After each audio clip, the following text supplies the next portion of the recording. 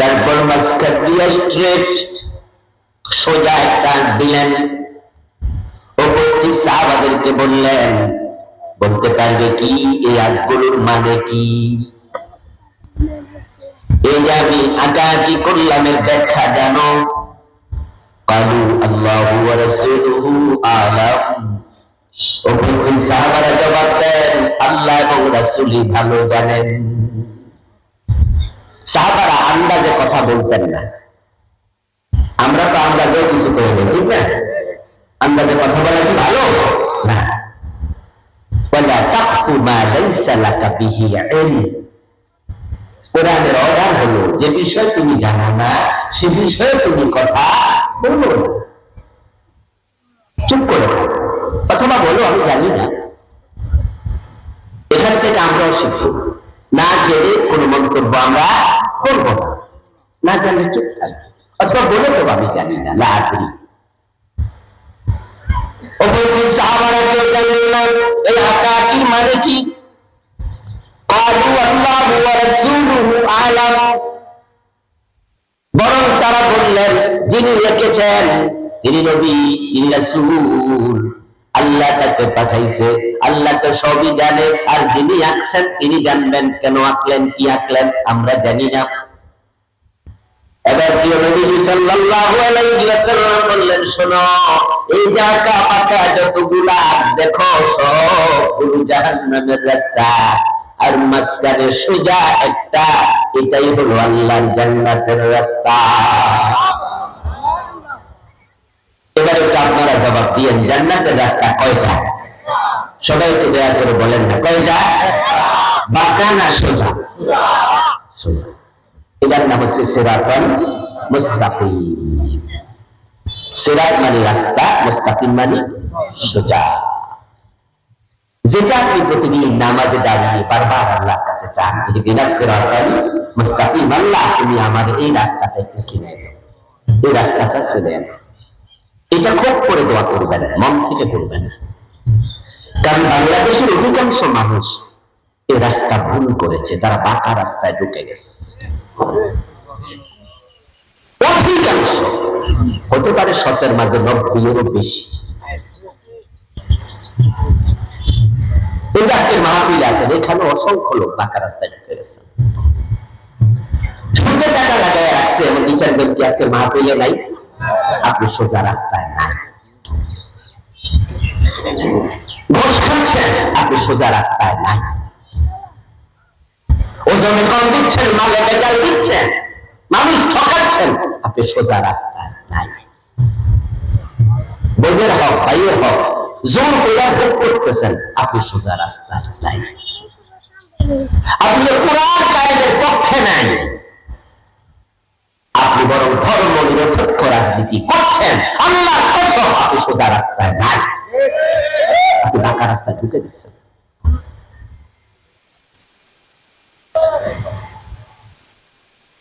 আমার প্রিয় ভাই, জান্নাতের রাস্তা রাসূলুল্লাহ সাল্লাল্লাহু আলাইহি ওয়াসাল্লাম দেখালেন, আর জাহান্নামের রাস্তা দেখালেন অনেকগুলো বাঁকা বাঁকা। এবার বলুন তো, জাহান্নামে যাওয়ার লোক সংখ্যা কম না বেশি? কারণ রাস্তাও বেশি। প্রিয় নবী বলছেন, আমার উম্মত হবে ৭৩ দল, তার মাঝে জাহান্নামে যাবে ৭২ দল। এই যদি উম্মতের খবর হয়, হিন্দু, বৌদ্ধ, ইহুদি, খ্রিস্টান, এরা তো উম্মতের কাতার। উম্মতের ভিতরে ৭২ দল ঢুকছে জাহান্নামের রাস্তায়। জান্নাতের রাস্তায় জনসংখ্যা বড়ই কম।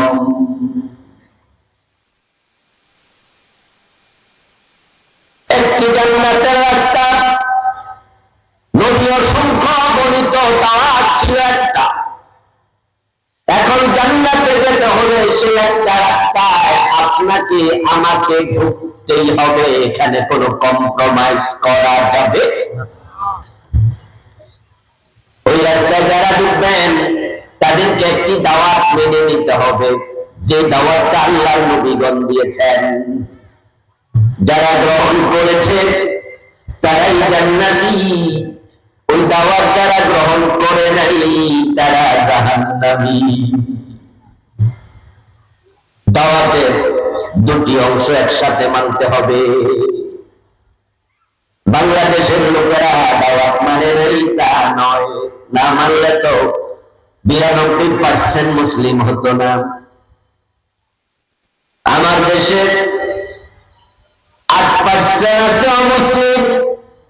এই 8% অমুসলিম তো জুমার নামাজে কোনোদিন আসে নাই, ঈদের নামাজে ঈদগাহে যায় নাই।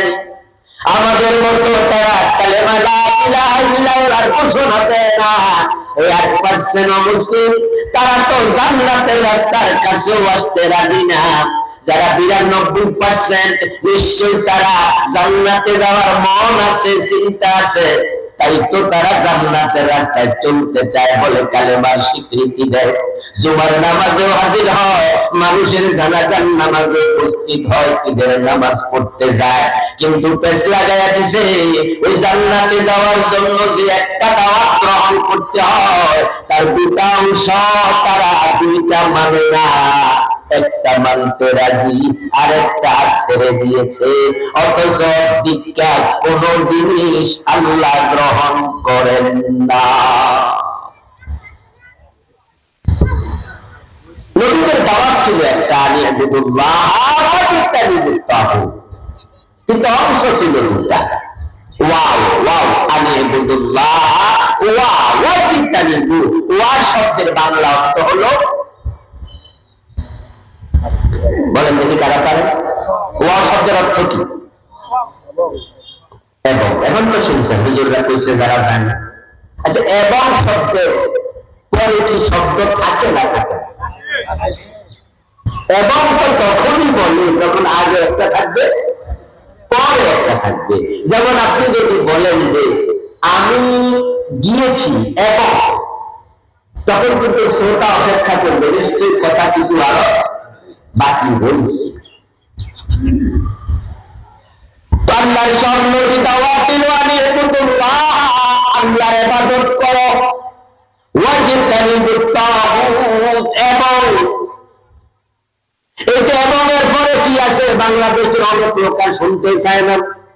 তারা কয় কোরআন শরীফ আছে আল্লাহ মানুষকে ইবাদতের জন্য বানাইছে, আমি তো ইবাদত করতেছি, তাই তারা নামাজও পড়ে, সুদেও টাকা লাগায়।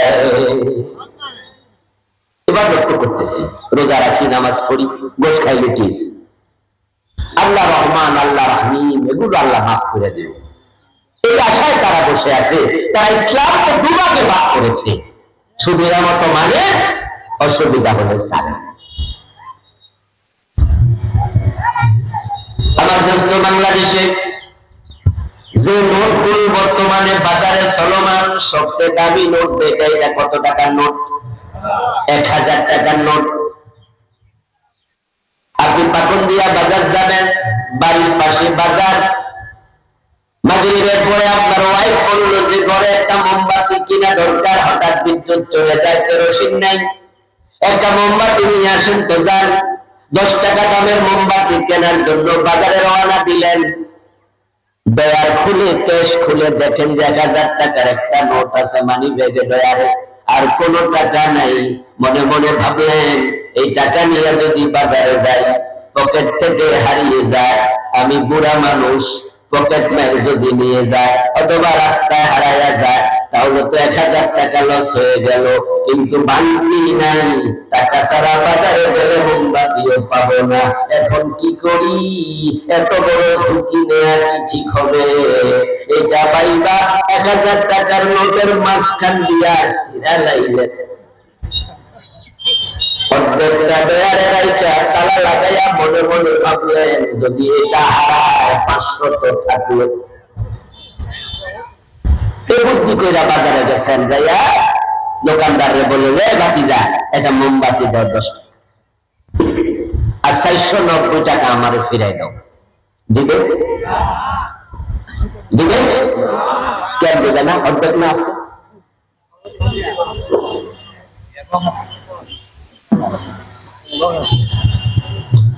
ফজরের নামাজ ফরজ কয় রাকাত? কথা বলেন, কয় রাকাত? 1 রাকাত সূরা ইয়াসিন দিয়া পড়লেন, 15 মিনিট লাগাইয়া দ্বিতীয় রাকাত না পড়ে সালাম ফিরে বাড়ি চলে গেলেন, সওয়াব পাইছেন 50%। ঠিক কতটুকু? কেন রাকাত না পড়ছিলেন?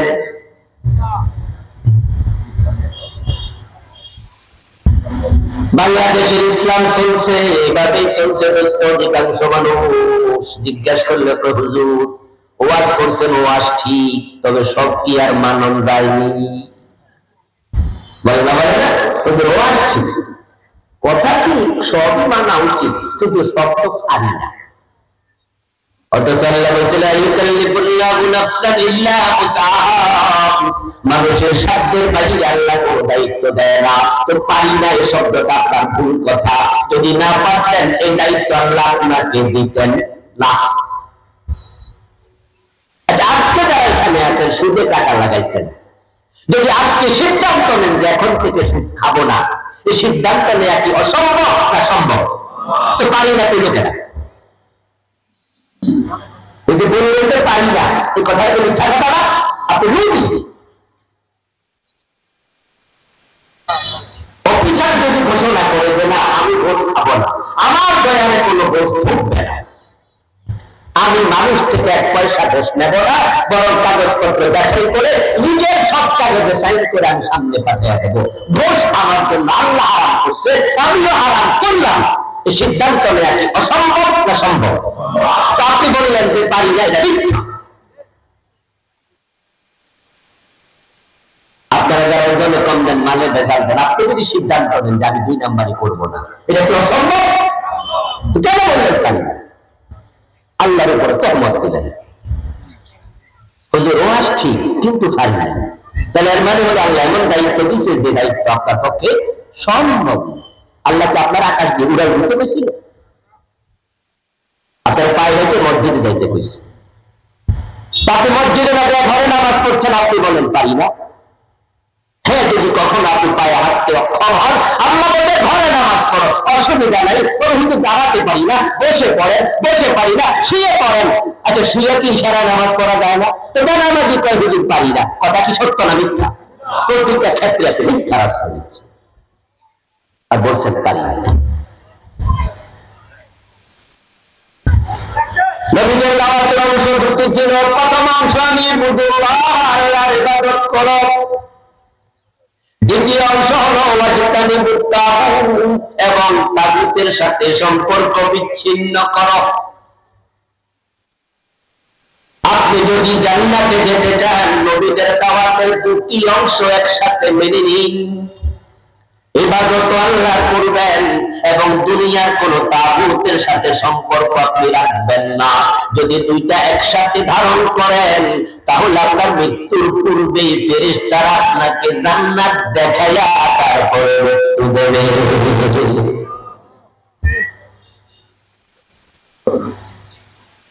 الذين تتوفاهم الملائكة طيبين يقولون سلام عليكم ادخلوا الجنة بما كنتم تعملون।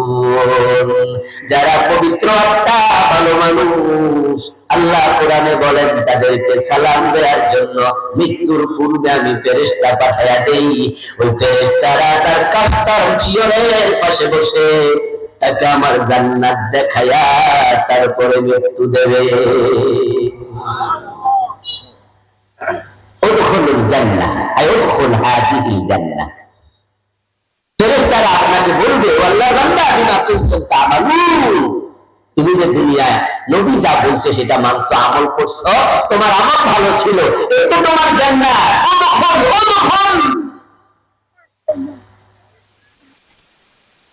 তুমি তো গরিব মানুষ ছিলা, রিক্সাওয়ালা, ঠেলাওয়ালা, দিনমজুর, চাষা, জেলে, কামার, কুমার, তুমি ভিআইপি ছিলে না।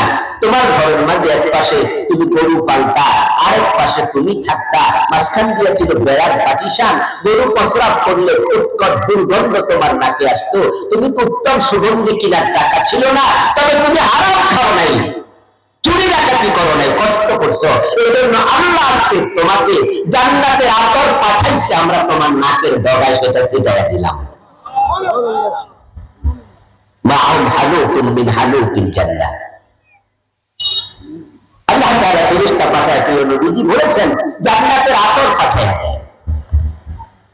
ইয়াকুলুনা সালামুন আলাইকুম, ফেরেশতারা কাতার ধরে লাইন ধরে সালাম দেয় আর জান্নাতের ছবিটা তুলে ধরে, তারপরে বলে চলে আসো।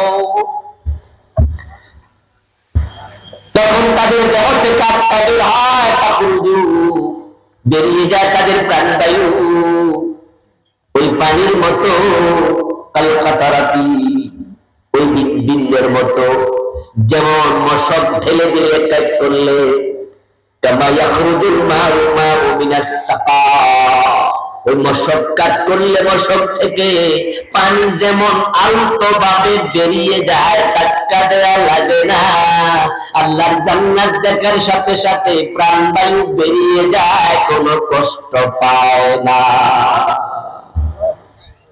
বের হয়ে যায়।